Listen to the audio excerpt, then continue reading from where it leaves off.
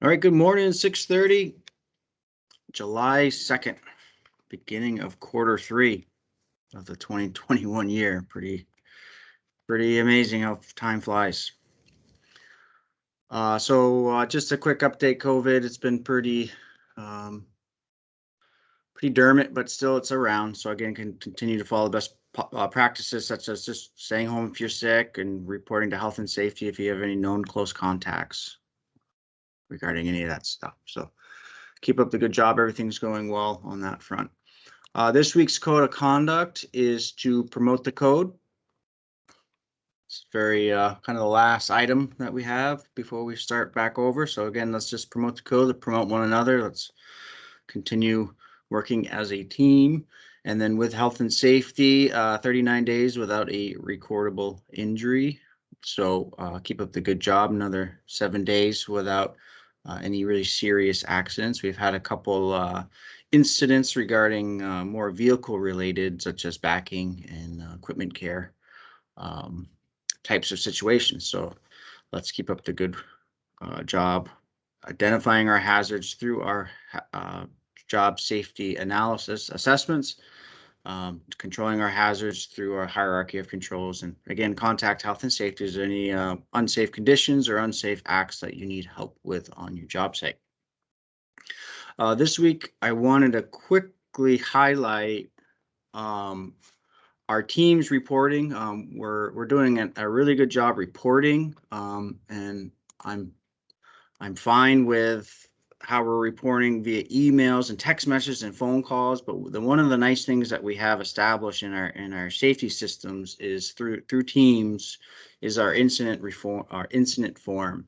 The nice part about that is it kind of asks all the right questions, so we don't have to go back and forth. It really kind of makes the reporting very precise, and it gets it moved along in the process well. So again, continue reporting any minor, major incidents. If phone is the best way for you right now, that's fine. I'd like to start transitioning, if we can, through Teams. So again, you go to your main Teams channel, the Foreman Superverse channel. If you need to be invited, please let me know. And you'll just hit the incident report form. It's right under, if you don't have this big blown out desktop version, but on any handheld or on a tablet, you would just hit the more button, and then you'll see all these other forms that we have. And you just hit the incident form, and it'll take about a second or two to load up. And then you see here, it's a vehicle, equipment, personnel, property. We do have a separate form for utility strikes, and you see that here next to the fuel log is utility strikes. That one has a little bit more robust form that we've established for taking more pictures. So that is the difference. So it's really an easy form to fill out. And again, this is just first notice. So like hey, this just happened. I need to get it out there, but I'm multitasking, doing many things. Just gets it out there, and health and safety gets this form established, and then we can kind of investigate. Again, any little incident that occurs is an opportunity for a lesson learned, and that's what we want to learn from our mistakes. And that's all the point of the incident reporting is like, figure out what kind of care someone needs or how to fix the problem that happened, but also why it happened, how to learn from our mistakes. A really good safety program doesn't have reoccurring incidents, the same things happening over and over and over again, which we don't have that. So let's just kind of quickly go over, like, it's today's date. It's a quick drop down. You can set it. We had a vehicle incident. How many vehicles were involved? This should say it's just a one, who it was. It's a really quick drop down. You could take quick pictures through here. What kind of vehicle it was. It has drop downs of what kind of damage occurred.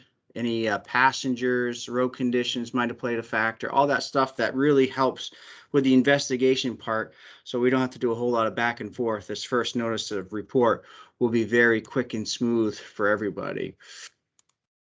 So once you kind of answer those questions, it brings up to the next form here. This is, did it happen on site? No, we'll just say it happened here, South Hero. Town. You can kind of quickly kind of fill it out. We did kind of throw some field is required stuff, the date of the incident. We'll just say it happened yesterday. Backed into a tree. causing damage. No witnesses. So then it kind of gives you a nice little summary. You can double check before you hit that submit button. We do like to see who filled it out. You can also sign in with a little John Hancock here. And then that's really it is, and hit submit. So that's a great way to quickly get a first notice of incident where you don't have to take a whole lot of time. If it's a vehicle incident, if it's a utility strike, property damage with equipment, or a personal injury, the forms are roughly the same. Some have different little questions in there, but again, we just did one and it took us about 4 minutes. So it's a really quick reporting process, and like to really have this be our preferred way of getting that first incident report out. But again, I don't want to say you have to do it this way. Again, email, call, text, in person, swinging up to health and safety, all acceptable ways of reporting.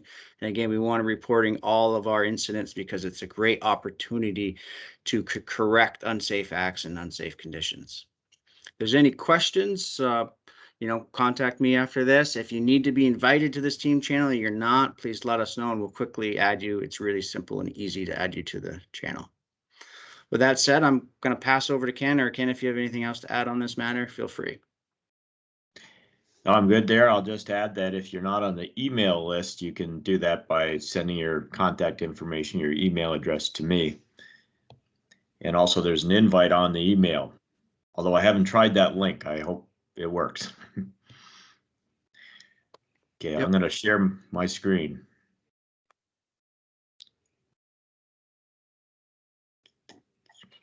And, okay, do you see my screen? We do. Okay, so for announcements, we've got a long weekend right here ahead of us. It's Independence Day holiday. The Monday the 5th is the official holiday for closing of ourselves. We're closed. All of it's obviously a federal holiday and everything, and the banks and everything. So look forward to a long weekend. But before we do, we need to secure our job sites. We've always found that holiday weekends are a tough weekend on security, on vandalism, and also we want to secure the job sites for hazards for the traveling public, that sort of thing. So button it right up good. And then the time records need to be submitted by 7 a.m. on Tuesday, July 6th. So we got to have them in quickly so that accounting can process all the payroll in the short work week, I should say. And then also announcing we have new ECI administration office hours. So the upfront building on Williston Road will be open from 8 to 5 p.m. starting on Tuesday the 6th. Typically, we've been kind of open pretty early in the morning, but there's a lot less traffic through there in their early hours, and just adjusting the staffing right now to match up more to 8 a.m. to 5 p.m. I'm continuing to show the ECI Primary Care Wellness Program announcement here. Certainly, we're really encouraging everyone to get out there and just do it, get signed up. We've been kind of flexible lately on letting people in when they have an incident, a personal medical problem, before actually enrolling in the program, but we got to tighten up on that, because the idea is that a wellness program isn't just to respond to an acute illness to get it taken care of and then fade back away, but it is to be more actively involved in your health by having this wellness program and having medical professionals help guide you to a better health condition. And with that, you get the extra bonus of some free medical care. So that's the idea. And we're encouraging everyone to get going on it and do it. If you have questions, you can check with myself, Matt, the safety department, Ben Dow, or just stop in Champlain Medical, or not just stop in, but make an appointment. So also here I've got the announcement for the the fair tickets. So I'm happy to announce that this year, with COVID more or less behind us, that the fair will be open and we'll be giving away tickets as we historically did in the past. Each employee can sign up for 2 free fair tickets, and then you'll just need to sign up, need to respond to Sarah. I don't have a date right now, but we've only got a couple of weeks, so get right on it, and I'll include this announcement next week with more of a hard deadline to get it done. And catch up on some new employees over the last couple of weeks. We have Evan Emerson, and we have returning employee David T. Johnson. And Christina King has come back with a new employer, our employee Hunter Hall. So welcome everybody, and hope to see you on the job sites, and everyone hopefully will make you feel welcome and get you seeing the ins and outs at ECI. So for the weather outlook, got a little unsettled weather starting with right now. Obviously, it's a little bit drizzly out. I think it's kind of stopped a little bit. I expect to be a little on and off all throughout the day. So it's unsettled, and it's going to stay that way for a few days, and then even beyond into next week, it seems like. It looks like Monday's the only sunny day that's showing up on that with a sunny icon on the report there. So I guess we're at 82% in Vermont for COVID now. That's pretty cool, Matt. We're way ahead of every other place, it seems. So makes us feel good that we've worked hard to get to this point. But still, remember to, as Matt said earlier, contact safety department, stay back from work, stay home if you're not feeling well. So that's one of the big takeaways for all of this COVID is don't bring your illnesses to work. So I just on the project of the week, we're wrapping up the VTrans Heinsberg project. That's 116 CVU Road in Heinsberg, and we're contracted with VTrans for intersection work at the Falls Road, which goes towards Charlotte, CVU Road, which is obviously at CVU High School, and 116, the main drag through Heinsberg. And the work included rehab and full depth widening of Route 116, Shelburne Falls, and the approaches on Shelburne Falls and CVU Road, with new pavement, sub-base drainage, guardrail, concrete box culverts, several of them, and traffic signals and other highway-related items. And we're nearing completion of this project, and we're finishing up the milling and paving to allow for the final touches and wrap up the project.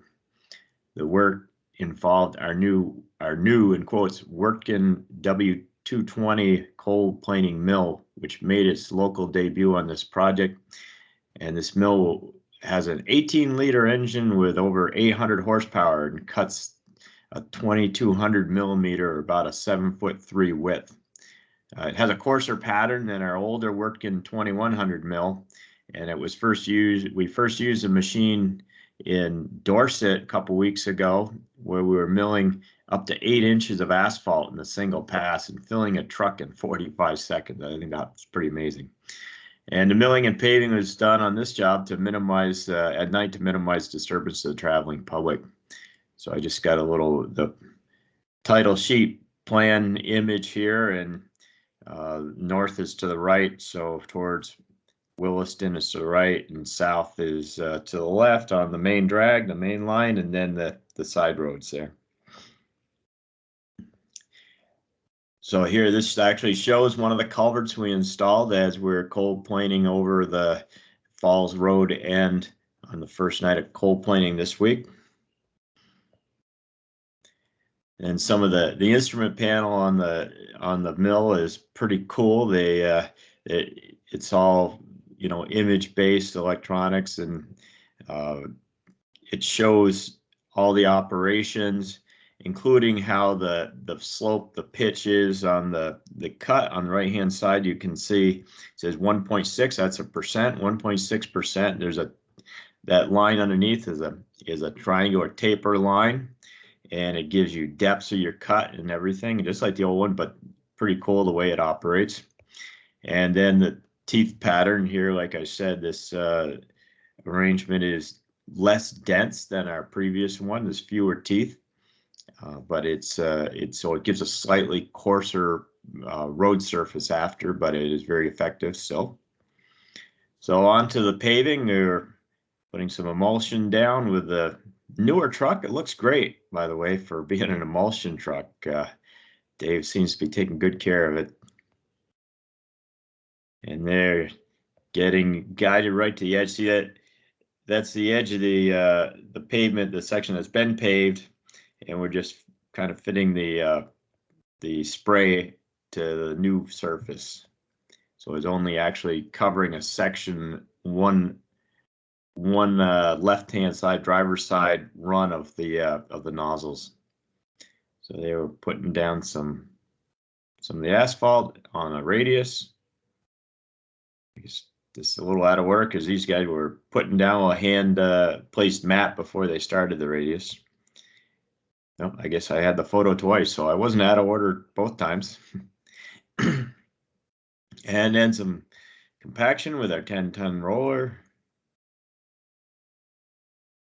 And then this is last night, I guess, and the full nighttime operation on the main line for the top. That was, those other pictures were shim. And this is a pretty cool picture showing two pavers, the smaller paver, the Walden, and then the bigger Cat paver running in tandem side by side, giving a nice wide run for the first pass on the main line heading south towards the intersection. And there's some compaction going on. So pretty cool stuff. Oh, for some reason my title got messed up here. It's not the Gentes Road, which was last week. This is Burlington back in 2001. The date was right. Whoops, that's our first Wirtgen mill, the one we still have, the 1200, which is 1200 millimeter wide, which is kind of great for a lot of different applications when we don't want the big mill around. So that's what I got. I'll turn it back over to you, Matt. Everyone have a safe holiday, and hopefully the weather will be somewhat cooperative for barbecues and for just being doing your home projects for this weekend. And hopefully it won't be too wet today. Yep. Thank you, Ken. Thanks for joining us this morning. If you watched it in a group setting, just please send me a quick message with who was with you so we can get a good view of who attended this morning. Be safe and remember site security this weekend. Enjoy the 4th, everybody. Okay. See you later.